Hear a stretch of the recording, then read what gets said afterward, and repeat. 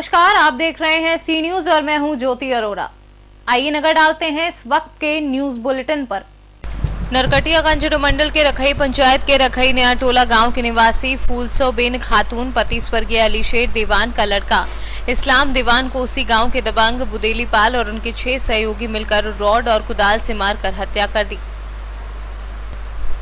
वहीं ग्रामीणों का कहना है कि बुदेली पाल के द्वारा अन्याय किया गया है, जो बेकसूर इस्लाम दीवान को हत्या कर अपनी पुरानी बदला लेने का कार्य किया गया है। नाम का पड़ी?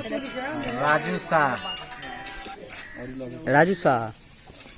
का भइल बटे तारा गाँव में? यह मोटर भइल बा मारपीट में। बुढ़ियो अगुता के अब इनके कोनो इंसाफ नहीं खे मिलत, तो माटी के तेल गिरा के जर जात रही तो लोग बचौलक ह। आ डीएसपी साहब एसपी साहब सस्पिशन कैले बा लोग कोनो छानबीन कर नहीं खे भाई उहे से उहे क देले बा लोग डीएसपी साहब। गांव में कोई आके नहीं खे पूछले गलत के करबा सही के करा पर बा, अपने मने सब ऊपरे से ऊपरे क देले बा। करबे करे हमार कोनो फैसला आज तले ना भइल। हमार बाबू का काट के मुआइयो दहल लो आज तले पुलिस हमें दुआरी पर ना आई तो हम जोर के नाम वहाँ पर बाल बच्चा के लेके बड़ा बाबू खा के बड़ा तैयार हो गए।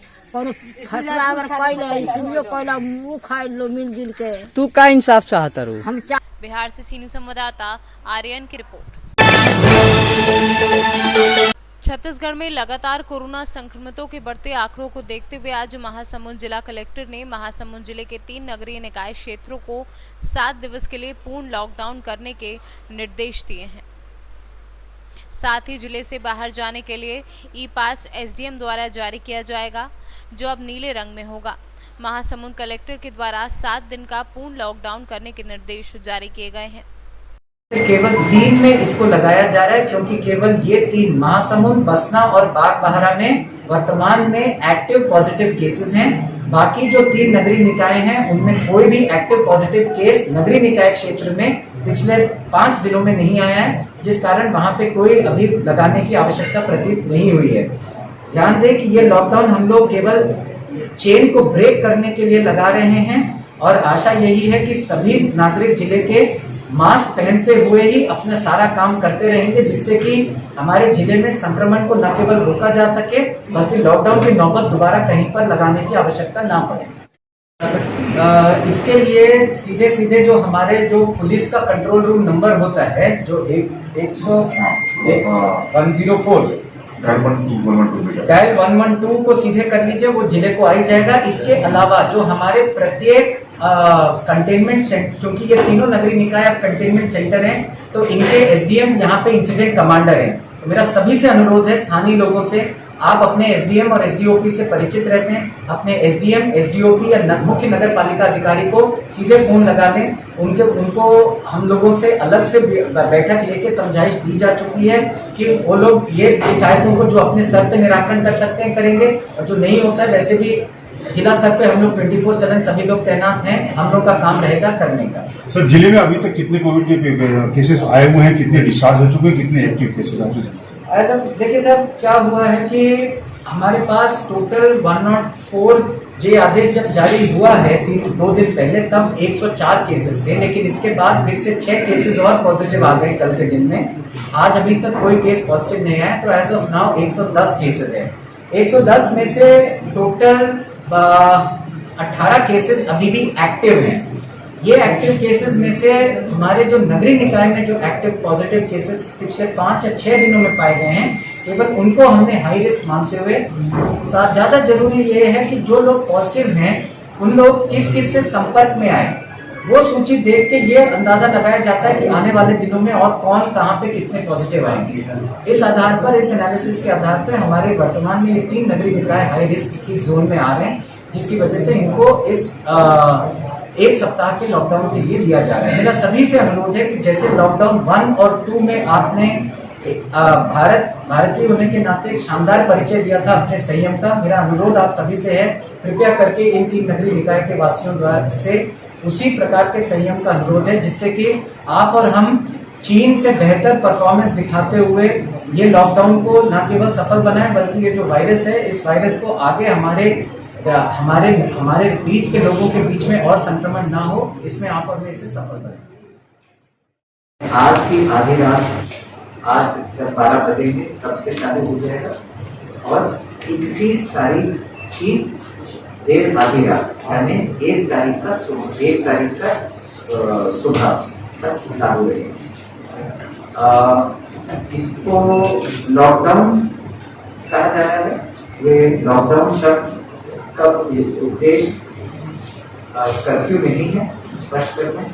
इसका उद्देश्य ये है कि हम हमारे बीच में कोरोना का जो संक्रमण संभावित है उस संक्रमण के चेन को तोड़ना।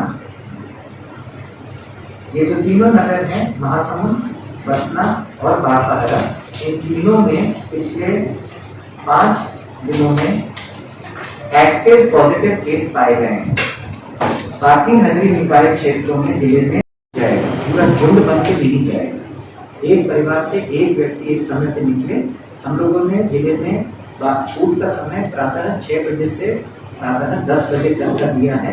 वो भी कुछ पदार्थों की पूर्ति के लिए ही दिया है। जो पूर्तियां हैं उनके मैं नाम पढ़े देता हूँ। महासमुंद से सीनियर संवाददाता चंद्रशेखर प्रभाकर की रिपोर्ट। फरुखाबाद के 2 युवक गुजरात में नौकरी करने गए नर्मदा नदी में डूब गए, जिससे सारे परिवार के लोग बेहाल हैं और दोनों की लाशों को एक साथ ढाई घाट पे ले जाया गया है। आपका लड़का ये कितने समय से बाहर है? बोलो बाबा 20 दिन हुए आज लोगों 20 दिन से। ये कहाँ का काम करने गए थे? गुजरात तो काहे में काम कर रहे थे? नमक में नमक की सप्लाई करते थे वहाँ, मतलब जो देख ला हैं। तो ये घटना कैसे घटी? घटना घटी हनान गए थे वहाँ पे नर्मदा नदी में नहाने गए थे। तो ये मौका नहीं डूबी। अच्छा, मौका पे पानी गहरा था, डूब गए।